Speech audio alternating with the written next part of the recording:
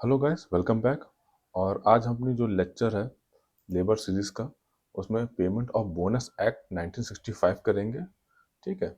और इसके जितने भी इम्पोर्टेंट प्रोविज़न हैं वो आज हम लोग देखेंगे। चलिए स्टार्ट करते हैं। Objective and background. पहली बात तो ये एक्ट क्यों लाया गया। तो मेन काम था क्या इस एक्ट का कि वर्कर्स को बोनस प्रोवाइड कराना। जो भी कंपनी या इंडस्ट्री अपना प्रॉफिट करती है, ठीक है, उस प्रॉफिट में से वर्कर को बोनस मिलना चाहिए। उसके लिए एक्ट लाया गया। ठीक है, क्योंकि जो भी प्रॉफिट करती है कंपनी, इंडस्ट्री, वो वर्कर की मेहनत से करती है और ये उनका राइट है कि उन्हें बोनस मिले। ये कोई चैरिटी नहीं है, ये उनका राइट है कि उन्हें बोनस मिले। तो ये ऐसा हो और जो इंडस्ट्रीज़ हैं, फैक्ट्रीज़ हैं, सही समय पे और सही अमाउंट बोनस दें वर्कर को, इसलिए इस एक्ट को लाया गया। ठीक है। To provide the payment of bonus to employee based on profit और the base of productivity and to maintain peace between labour and management. ठीक है। इसलिए इस एक्ट को लाया गया ताकि वो बोनस दे प्रॉफिट में से उनकी प्रोडक्टिविटी के बेस पे, और इसकी वजह से जो लेबर और मैनेजमेंट के बीच में पीस भी बना रहे। ठीक है।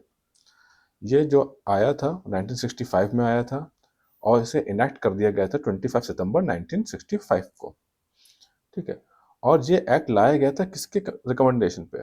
बोनस कमीशन जो था 1961, इसी ने रिकमेंड किया था, उस बेसिस पे इस एक्ट को लाया गया।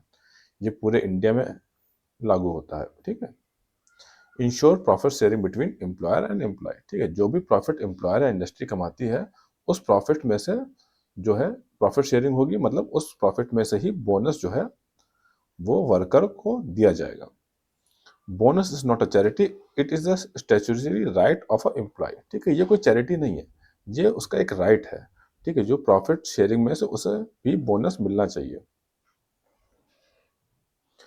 अब ये कैसे कैसे लागू होगा और क्या कंडीशन इसकी लागू होने की। ठीक है। तो जो भी वर्कर 21,000 की लिमिट से कम कमा रहा होगा, वेज लिमिट से, वो जो है इसके अंदर आएगा। ठीक है, वो इसके लिए एलिजिबल होगा। ठीक है। 21,000 में बेसिक और डियरनेस अलाउंस ये जोड़ा जाएगा। ठीक है। तो जो भी वेज है 21,000, वो इन दोनों के बेसिस पे डिफाइन करी जाएगी। ठीक है। तो ये जो वेज लिमिट है ये 2014 में आई थी, इससे पहले थोड़ी और कम थी।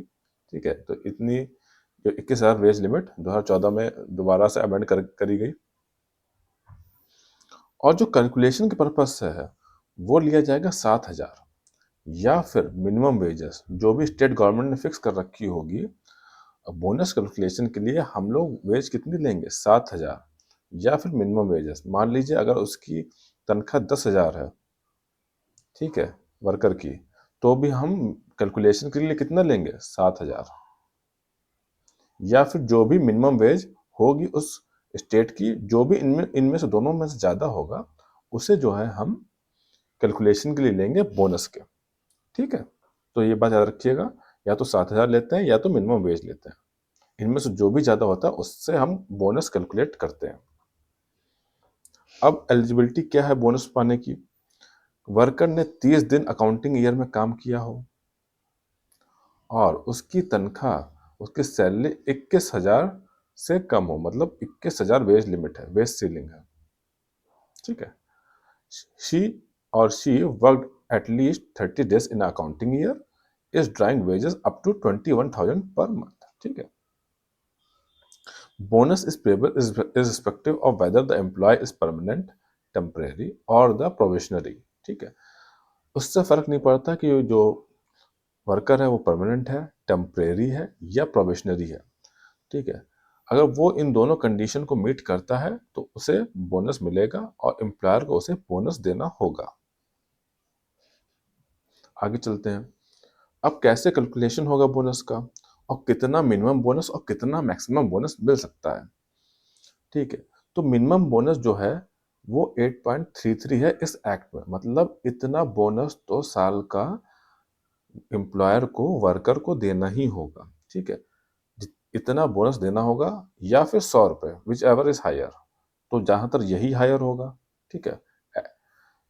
8.33 ही हायर होगा। इतना मिनिमम बोनस तो साल का जो है एम्प्लॉयर को देना ही होगा, चाहे वो प्रॉफिट में हो चाहे प्रॉफिट में ना हो। मैक्सिमम बोनस वो है 20% ऑफ सैलरी, ठीक है। जो भी सैलरी है उसका 20% जो है साल का बोनस देना होगा। ये तब दिया जाता है जब जब बहुत ज़्यादा सरप्लस प्रॉफिट होता है। इन दैट केस जो कंपनी है, फैक्ट्री है या इंडस्ट्री है, वो 20% तक का बोनस दे देती है, ठीक है। ठीक है, तो जो भी बोनस रहेगा वो किसके बीच में रहेगा? इन दोनों के बीच में। ये मिनिमम बोनस है और ये मैक्सिमम बोनस है, ठीक है। इतना तो देना ही होगा और इतना भी दे सकती है, और इन दोनों के बीच में कितना भी बोनस जो भी डिसाइड होता है वो कंपनी दे सकती है। क्या फॉर्मूला रहेगा बोनस कैलकुलेट करने का?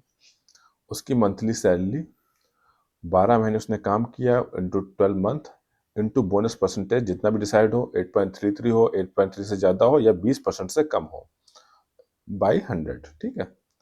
तो ये रहेगा इसका बोनस कैलकुलेट करने का तरीका, ठीक है। अभी हम लोग एग्जाम्पल भी देखेंगे इसके। और मान लीजिए उसने 1 साल से कम काम किया हो, तो मंथली सैलरी, और जितने महीने भी काम किया हो, 3 महीने 4 महीने, वो, और फिर बोनस परसेंटेज। मान लीजिए उसकी जो सैलरी है 7,000 से ज़्यादा है ना, या फिर मिनिमम वेज से ज़्यादा है, तो उस कंडीशन में या तो हम 7,000 लेंगे या मिनिमम वेज लेंगे। जो भी इन दोनों में से ज़्यादा होगा वो हम लेंगे। जितने महीने उसने काम किया है, 12 महीने काम किया तो 12 महीने, 6 महीने काम किया तो 6 महीने, इंटू बोनस परसेंटेज जो भी कंपनी ने डिसाइड किया हो कि इतना हम बोनस देंगे, ठीक है। तो ये फॉर्मूला है। कुछ एग्जाम्पल देख लेते हैं हम लोग। जैसे मान लीजिए कोई वर्कर है, उसकी मंथली सैलरी 15,000 रुपये है। अब उसे कंपनी ने डिसाइड किया कि इस साल हम बोनस 10% देंगे, और उसने 12 महीने काम किया। तो लेकिन हमें पता है कि बोनस कैलकुलेशन के लिए या तो हम लोग 7,000 यूज करेंगे या फिर मिनिमम वेज, ठीक है। इन दोनों में से जो भी हायर होगा वो हम यूज करेंगे।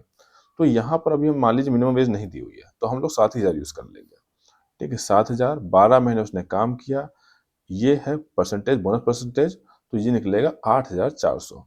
तो इतना बोनस देना होगा उसे साल में। अब मान लीजिए उसने कुछ ही 6 महीने काम किया था, कुछ कम महीने काम किया था, और उसकी मंथली सैलरी 7,000 है। परसेंटेज वही 10 ले लेते हैं, ठीक है। और जो है मंथ उसने 6 काम किया, तो बोनस 7,000 इंटू 6 जितने महीने उसने काम किया, और 10 जो है परसेंटेज है बोनस का, तो उसकी जो बोनस निकल के आया वो है 4,200, 4,200, ठीक है। तो यहाँ पर जो भी जितने भी महीने काम किया होगा, अगर 1 महीने काम किया हो तो 1 महीना, 2 महीने काम किया हो 2 महीना, 6 महीने काम किया हो तो 6 महीना, उस हिसाब से बोनस निकलेगा। अच्छा, ये तो मैं जो है ईयरली बोनस निकाल रहा हूँ या हाफ ईयरली बोनस निकाल रहा हूँ। आप चाहें तो मंथली बोनस भी निकाल के इसे प्लस कर सकते हैं। मान लीजिए उसकी मंथली सैलरी थी 8,000, ठीक है। तो फिर उसे आप जितना भी बोनस है 10% से मल्टीप्लाई कर 10% का निकाल लीजिए, तो 800 बोनस हो गया, ठीक है। वैसे उसके दूसरे मंथ का बोनस निकाल लीजिए, उन सबको प्लस करके भी आप बोनस निकाल सकते हैं। मंथली बोनस करके भी उन सबको प्लस कर लीजिए, तो बोनस आ जाएगा। अब तीसरे एग्जाम्पल देख लेते हैं। इसमें क्या हुआ कि जैसे मान लीजिए उसकी मंथली सैलरी 18,000 थी, और हम मैक्सिमम बोनस ले रहे हैं कि कंपनी जो है वो मैक्सिमम बोनस दे रही है। इन दैट केस, ठीक है, उस केस में क्या होगा कि 12 महीने उसने काम किया और उसका बोनस रेट था 20%, और यहाँ पर मैंने मिनिमम वेज भी मान ली कि मिनिमम वेज जो है 10,000 है। तो मैंने आपको बता रखा है कि या तो 7,000 या तो मिनिमम वेज, ठीक है। इन दोनों से जो भी ज़्यादा होगा वो लेंगे। तो यहाँ मिनिमम वेज मैंने बता रखी है, तो 7,000 नहीं लेंगे, यहाँ पर 10,000 लेंगे मिनिमम वेज। 12 महीने उसने काम किया, 20% जो बोनस था, तो ये निकली 24,000 रुपये। तो 24,000 रुपये बोनस मिलेगा उसे साल का, ठीक है। तो यहाँ पे मिनिमम वेज है तो हमने मिनिमम वेज ली क्योंकि वो 7,000 से ज़्यादा थी, ठीक है। तो मिनिमम वेज जो है आपका स्टेट गवर्नमेंट तय करती है, और हर गवर्नमेंट मतलब दिल्ली में, यूपी में, हर जगह मिनिमम वेज स्टेट गवर्नमेंट तय करती है, और वो अलग अलग होता है। तो मैं आपको बता चुका हूँ कि मिनिमम जो बोनस मिलेगा उसे 8.33 मिलेगा, भले ही एम्प्लॉयर ने कोई प्रॉफिट ना किया हो, कंपनी ने कोई प्रॉफिट ना किया हो, तब भी उसे इतना बोनस तो मिलेगा ही। मैक्सिमम बोनस उसे 20% मिलेगा, ठीक है। और ये उस केस में होता है जब उसके पास अच्छा खासा सरप्लस हो, उसके पास अच्छा खासा अलोकेबल सरप्लस हो। इन दैट कंडीशन जो है मैक्सिमम बोनस 20% भी दे सकता है एम्प्लॉयर, ठीक है। और जो कैलकुलेशन होगा वो बेसिक पे प्लस डिनर अलाउंस होगा, वो बेसिक पे और डिनर अलाउंस पे होगा, ये बात को याद रखिएगा। उसमें ओवर टाइम, कमीशन, इंसेंटिव ये सब नहीं ऐड होगा। और मान लीजिए एम्प्लॉय ने 1 साल से कम काम किया है तो बोनस उसका रिड्यूस होकर मिलेगा, मतलब 6 महीने काम किया तो 6 महीने का बोनस मिलेगा, 4 महीने काम किया तो 4 महीने का बोनस मिलेगा, ठीक है। ये मैं बता चुका हूँ कि आपको अगर वर्कर ने अकाउंटिंग ईयर में कम काम किया है तो उसे जो है उसी हिसाब से बोनस रिड्यूस होकर मिलेगा, ठीक है। मान लीजिए उसने 6 महीने काम किया है तो उसे सिर्फ 50% ही बोनस मिलेगा, क्योंकि उसने पूरे साल तो काम ही नहीं किया, ठीक है। आगे चलते हैं। Computing the number of working days, जो भी बोनस कैलकुलेट करने के लिए वर्किंग डेज होंगे, उसने जो भी पूरे साल में काम किया होगा उसके जो वर्किंग डेज होंगे उसमें हम लोग laid off, leave with salary, absent due to temporary disablement, और अगर कोई फीमेल एम्प्लॉय है तो उसके लिए मैटरनिटी लीव, ये सारी हम लोग ऐड करेंगे उसके वर्किंग डे में, ठीक है। तो ऐसा नहीं है कि वर्किंग डे जब उसका कैलकुलेट होगा तो ये सारी जो लीव्स होंगी उसकी वो उन वर्किंग डे में ऐड करी जाएगी, ठीक है। डिसक्वालिफिकेशन ऑफ बोनस, कब कब बोनस उसे नहीं दिया जाएगा। मान लीजिए वो कोई कंपनी में या इंडस्ट्री में कोई फ्रॉड कर देता है, उसका बहुत ही वायलेंट बिहेवियर है, उसने कोई क्राइम कर दिया या फिर उसने थेफ्ट कर दिया, कोई ब्राइबरी ले रहा है या कोई प्रॉपर्टी को नुकसान कर दिया, ठीक है। इन दैट केस उसे डिस्क्वालीफाई कर दिया जाएगा बोनस के लिए, और एम्प्लॉयर चाहे तो उसे बोनस से निकाल सकता है, उसे मतलब उसे बोनस देने से मना कर सकता है, ठीक है। तो इन सब केसों में एम्प्लॉयर चाहे तो उसे बोनस देने से मना कर सकता है, अगर ये सब चीज़ें उसके लिए प्रूव हो जाती हैं कि उसने फ्रॉड किया है, उसका बिहेवियर खराब है या उसने कोई चोरी करी है, ठीक है। इन सब केसों में बोनस नहीं मिलेगा उसे। Establishment to include department undertaking and branch, इसका ये मतलब है, मान लीजिए बहुत कभी कभार क्या होता है कि जो कंपनी होती है, इंडस्ट्री होती है, उसकी बहुत सारी ब्रांचेस होती हैं और अंडरटेकिंग होती हैं अलग अलग जगह, अलग अलग शहरों में। तो उन सबको एक ही माना जाएगा जब बोनस कैलकुलेट किया जाएगा। ऐसा नहीं है कि उन्हें इंडिपेंडेंट माना जाएगा, किसी वर्कर ने थोड़े दिन यहाँ काम किया, थोड़े दिन वहाँ काम किया, तो उन सबको एक ही माना जाएगा बोनस कैलकुलेशन के लिए। All shall be treated as a part of same establishment for bonus calculation purpose unless the employer prove they are independent, ठीक है। आगे चलते हैं। Payment of bonus out of allocable surplus, इसका क्या मतलब है? देखिए, जो भी प्रॉफिट, जो भी बोनस दिया जाएगा वो प्रॉफिट से दिया जाएगा, ठीक है। और प्रॉफिट में मान लीजिए किसी कंपनी का ग्रॉस प्रॉफिट हुआ, ठीक है। ग्रॉस प्रॉफिट में सारा जो आपका टैक्सेस हैं, सारा जो एक्सपेंसेस हैं, निकाल के जो बचेगा, ग्रॉस प्रॉफिट में सारे एक्सपेंस सारे टैक्सेस निकाल के जो बचेगा वो बचेगा अलोकेबल सरप्लस, और इसी सरप्लस से जो है बोनस दिया जाएगा, ठीक है। तो जो भी प्रॉफिट होता है उसमें सारा एक्सपेंस निकालने के बाद जो सरप्लस बचता है उसी से जो कंपनी है, इंडस्ट्री है, वो बोनस देती है अपने वर्करों को उस अकाउंटिंग ईयर के लिए।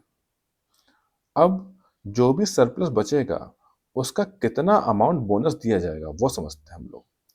It means 67% of available surplus in the case of non-banking company और 60% in the case of banking company used to give bonus to worker। इसका क्या मतलब है कि जितना भी सरप्लस बचता है उसके पास बोनस देने के, ठीक, देने के लिए प्रॉफिट का, उसका 67% यूज किया जाएगा बोनस देने के लिए, अगर कोई नॉन बैंकिंग कंपनी है तो। और कोई बैंकिंग कंपनी है तो 60% यूज किया जाएगा बोनस देने के लिए। फॉर एग्जाम्पल, मान लीजिए कोई नॉन बैंकिंग कंपनी है और उसका जो है सब कुछ प्रॉफिट में से सब कुछ निकाल के जो उसका सरप्लस बचा, मान लीजिए 1 लाख बचा, ठीक है। 1 लाख उसका सरप्लस बचा, तो वो जो है अपने उस 1 लाख सरप्लस का सिर्फ 67% ही यूज कर सकती है बोनस के लिए, मतलब 67,000 ही वो यूज करेगी किसके, क्या करने के लिए, बोनस देने के लिए। बाकी जो बचेगा वो अपने और काम में लगाएगी। वैसे ही अगर कोई बैंकिंग कंपनी है तो मान लीजिए उसका भी जो है 1 लाख प्रॉफिट है, ठीक है, उसका भी जो है 1 लाख प्रॉफिट है, तो वो भी अपने में से सिर्फ 60,000 ही यूज कर सकती है बोनस देने के लिए। ठीक है, वो अपने सरप्लस में से 60% 60,000 देगी बोनस देने के लिए। ठीक है, तो ये इस सेक्शन में लिखा हुआ है कि कोई नॉन बैंकिंग कंपनी अपने सरप्लस का 67% यूज करेगी बोनस देने के लिए, और बैंकिंग कंपनी अपने सरप्लस का 60% यूज करेगी बोनस देने के लिए। ठीक है, अवेलेबल सरप्लस मैंने आपको यही बताया। अवेलेबल सरप्लस होता क्या है? जो भी ग्रॉस प्रॉफिट होगा उसमें से सारे डेप्रिसिएशन, डायरेक्ट टैक्सेस, सारे चार्जेस, ठीक है, सारे रिबेट निकालने के बाद जो भी बचेगा उसे हम लोग कहेंगे सरप्लस। ठीक है, और मैंने पीछे बताया नॉन बैंकिंग कंपनी 67% इस सरप्लस का यूज कर सकती है बोनस देने के लिए, और बैंकिंग कंपनी इसका 60% यूज कर सकती है बोनस देने के लिए। ठीक है, आगे चलते हैं। एडजस्टमेंट ऑफ कस्टमरी और इंटरिम बोनस। इन केस मान लीजिए कि जो एम्प्लॉयर है उसने पहले ही थोड़ा बहुत बोनस दे दिया हो, ठीक है, कोई इंटरिम बोनस दे दिया हो या कोई फेस्टिवल बोनस दे दिया हो, तो इन दैट केस अगर कोई जब फाइनल बोनस देना होगा तो उसमें से वो डिडक्ट कर सकता है, उसमें से वो कम कर सकता है। जो फाइनल बोनस पहले दे चुका है वो उस एम्प्लॉयर अपने जो फाइनल बोनस में से है कम कर सकता है। If an employer already paid customary bonus like festival bonus or puja bonus or interim bonus, such amount shall be deducted from the bonus payable under the act for that accounting year. उसने पहले कोई festival bonus, Diwali bonus, Eid bonus कुछ दे रखा होगा तो final bonus में से वो उस बोनस को घटा सकता है। Deduction of certain amount from bonus payable, ठीक है, तो जो लास्ट में फाइनल बोनस होगा उसमें से क्या क्या एम्प्लॉयर घटा सकता है। मान लीजिए किसी एम्प्लॉय ने कोई फाइनेंशियल लॉस कर दिया तो वो भी उसके बोनस से कम कर सकता है। एम्प्लॉयर ने पहले से ही कोई एडवांस या इंटरिम बोनस दे रखा है वर्कर को, इन दैट केस भी वो अब उसके फाइनल बोनस में से उसे घटा सकता है। या फिर कस्टमरी बोनस दे रखा है, कस्टमरी बोनस मतलब फेस्टिवल बोनस जो उसके उनके कस्टम में है, ठीक है, दिवाली बोनस या ईद बोनस, होली बोनस, इस टाइप के अगर उसने बोनस पहले दे रखे हैं एम्प्लॉयर ने तो उसके फाइनल बोनस में से उन्हें कम कर सकता है, डिडक्ट कर सकता है। टाइम लिमिट क्या होगी बोनस देने की?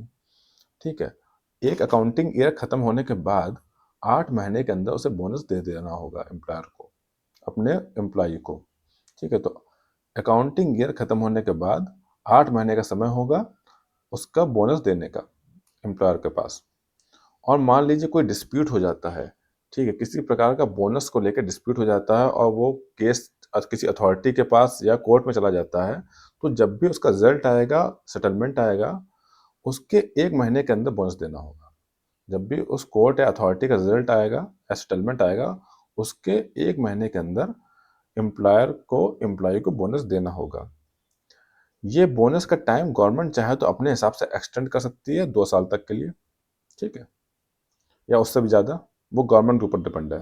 ज़्यादातर ये 2 साल की लिमिट होती है। Application of this act to establishment in public sector. देखिए, पीएसयू जो होते हैं वो गवर्नमेंट अंडरटेकिंग होते हैं, वो गवर्नमेंट कंपनियां हैं, ये प्रॉफिट के लिए काम नहीं करती हैं। तो वो प्रॉफिट के लिए अगर काम नहीं करेंगी तो बोनस भी क्यों देंगी? साफ सी बात है कि पीएसयू प्रॉफिट के लिए काम नहीं करती है तो वो बोनस भी नहीं देगी, ठीक है, क्योंकि ये गवर्नमेंट कंपनी है। लेकिन कुछ कंडीशनों में इन्हें भी बोनस देना होता है। Generally PSU do not give bonus unless unless या तो वो कोई सामान बेच रहे हो, सेलिंग गुड और services in competition with private sector establishment, या तो वो कोई गुड और सर्विस बेच रहे हो किसके कंपटीशन में, प्राइवेट सेक्टर के, और उनकी जो भी कमर्शियल एक्टिविटी है, जो भी उनकी कमर्शियल एक्टिविटी है उसमें भी वो 20% का टोटल कमा रहे हो अपने टोटल इनकम का। ठीक है, जो भी इनकी कमर्शियल एक्टिविटी है उसमें से भी 20% तक का कमा रहे हैं अपने टोटल इनकम का, तो वो बोनस दे सकते हैं। जैसे एग्जांपल आईओसीएल, आईओसीएल तेल बेचता है और उसका कंपटीशन रिलायंस के साथ है, ठीक है, प्राइवेट, रिलायंस प्राइवेट है और आईओसीएल पीएसयू है, तो उसका कंपटीशन रिलायंस के साथ है और वो गुड एंड सर्विसेज बेचता है, मतलब तेल बेचता है, एलपीजी बेचता है, और वो उसकी अपनी कमर्शियल एक्टिविटी से भी एलपीजी बेच के, तेल बेच के भी 20% अपना टोटल इनकम का कमाता है कमर्शियल एक्टिविटी से, तो वो एलिजिबल है अपने वर्कर को बोनस देने के लिए। ठीक है, तो जैसे आईओसीएल हुआ, गेल हुआ, सेल हुआ, ठीक है, इस तरह की कंपनियां जो पीएसयू हैं, वो अपने वर्कर को बोनस दे सकती हैं, क्योंकि वो प्राइवेट सेक्टर से कॉम्पीट कर रही हैं और अपनी कमर्शियल एक्टिविटी से 20% कमा रही हैं। Non applicability of this chapter, मतलब कहाँ कहाँ ये एप्लीकेबल नहीं होगा। तो एलआईसी में, लाइफ इंश्योरेंस कंपनी में, ठीक है, यूनिवर्सिटी में, एजुकेशनल इंस्टीट्यूट्स में, आरबीआई में, ठीक है, इंडियन रेड क्रॉस सोसाइटी में, और जहाँ पर जो है कॉन्ट्रैक्ट लेबर एक्ट के अंदर जहाँ कॉन्ट्रैक्ट लेबर होंगे वहाँ पर, या फिर एम्प्लॉय जो है 20 से कम हो किसी फैक्ट्री में, किसी इंडस्ट्री में 20 से अगर एम्प्लॉय कम है तो वो भी एलिजिबल नहीं होगा। क्या पेनल्टी देनी होगी इन केस मान लीजिए बोनस नहीं दिया जाता है? तो 6 महीने तक की जेल और 1000 रुपए का जुर्माना, या फिर दोनों। और अगर कोई फॉल्स स्टेटमेंट देता है एम्प्लॉयर, तो 6 महीने की जेल और 1000 रुपए का जुर्माना। ठीक है, ये पेनल्टी है इस सेक्शन के अंदर। कुछ इंपॉर्टेंट डेफिनेशन देख लेते हैं, जैसे accounting year, year in respect which bonus is to be calculated. ठीक है, जिस ईयर बोनस कैलकुलेट होगा उसे हम लोग अकाउंटिंग ईयर कहते हैं। ठीक है, एम्प्लॉयर जो वर्कर को रखता है, और ये सेक्शन 2 में दिया हुआ है, मतलब वही एम्प्लॉयर जो वर्कर को अपने यहाँ काम पर रखेगा। एम्प्लॉय इस एक्ट के अंदर वो होगा जो 21,000 से कम कमा रहा होगा। और इस्टेब्लिशमेंट, ठीक है, जो भी 20 से पर्सन ऊपर अपने यहाँ जिसके यहाँ होंगे, 20 लोग से ज़्यादा काम कर रहे होंगे, वो इस एक्ट के लिए एलिजिबल हो जाएगा। अब हम लोग को पता है कि जो कोड ऑन वेजेस 2019 आ गया है, और उसमें ये पेमेंट ऑफ बोनस एक्ट मर्ज कर दिया गया है। उसमें ऐसे 4 एक्ट मर्ज किए गए हैं: payment of wages act, minimum wages act, payment of bonus act और इक्वल रेम्युनरेशन एक्ट। ये 4 जो एक्ट हैं उसमें मर्ज कर दिए गए हैं। तो कुछ इंपॉर्टेंट प्रोविजन देख लेते हैं जो चेंज हुए हैं, और कुछ इस एक्ट में, इस कोड में कुछ इंपॉर्टेंट प्रोविजन जो भी चेंज हुए वो हम लोग देख लेते हैं। पहला तो आता है कि यूनिफॉर्म डेफिनेशन ऑफ वेजेस। जो वेजेस की डेफिनेशन थी वो हर एक्ट में अलग अलग थी, अब वो हर जगह एक ही कर दी गई है। बेसिक पे, डीए और रिटेनिंग अलाउंस, यही 3 चीज़ें यूज़ करी जाएंगी वेजेस कैलकुलेट करने में, और इन्हीं के बेसिस पे बोनस, ग्रेच्युटी, पीएफ सब इन्हीं के बेसिस पे कैलकुलेट होगा। तो याद रखिएगा, वेजेस में बेसिक पे होगा, डियरनेस अलाउंस होगा, और रिटेनिंग अलाउंस होगा। रिटेनिंग अलाउंस होता है सीजनल वर्कर के लिए। ठीक है, रिटेनिंग अलाउंस सीजनल वर्कर के लिए होता है ताकि वो इंडस्ट्री में बने रहें और दूसरे सीजन भी काम करें आके। इसमें क्या नहीं होगा? एचआरए नहीं होगा, बोनस नहीं होगा, कन्वेंस नहीं होगा, ओवर टाइम या ग्रेच्युटी इंक्लूड नहीं होगी। एलिजिबिलिटी एंड कवरेज, इसमें सारे एम्प्लॉय कवर होंगे, चाहे वो स्किल्ड हो, अनस्किल्ड हो, मैनेजर के हो, एडमिनिस्ट्रेटिव हो, और सब्जेक्ट टू वेज सीलिंग।